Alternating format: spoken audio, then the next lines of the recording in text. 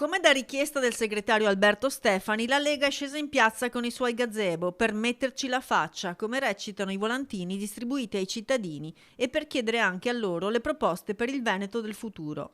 Nel centrodestra si è sempre in attesa di stabilire il candidato che verrà, quando ormai pare certo che a Roma il veto sul terzo mandato sia definitivo.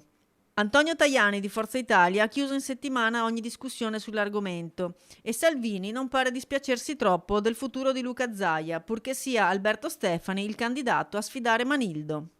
Terzo mandato, per l'amor di Dio, a me farebbe piacere Zaia. Se Zaia non dovesse essere riconfermato con il terzo mandato, la Lega ha persone adeguate con profili e spessori che porteranno sempre i valori della Lega a livello regionale e nazionale. Mi sembra però che sul terzo mandato si sia un po' chiuso il capitolo recentemente. Peccato, perché se è vero quello che ho visto anche da parte di Forza Italia, queste continue chiusure, insomma, vuol dire non dare seguito a chi ha amministrato bene. Questo è un punto di domanda che mi chiedo perché, e soprattutto chi ha fatto bene secondo me dovrebbe andare avanti sempre.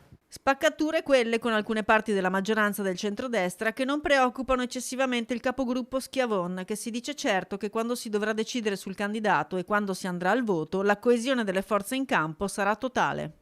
Ma non vedo motivi perché non si debba andare uniti, quindi per me penso anche di sì, poi chi vivrà vedrà.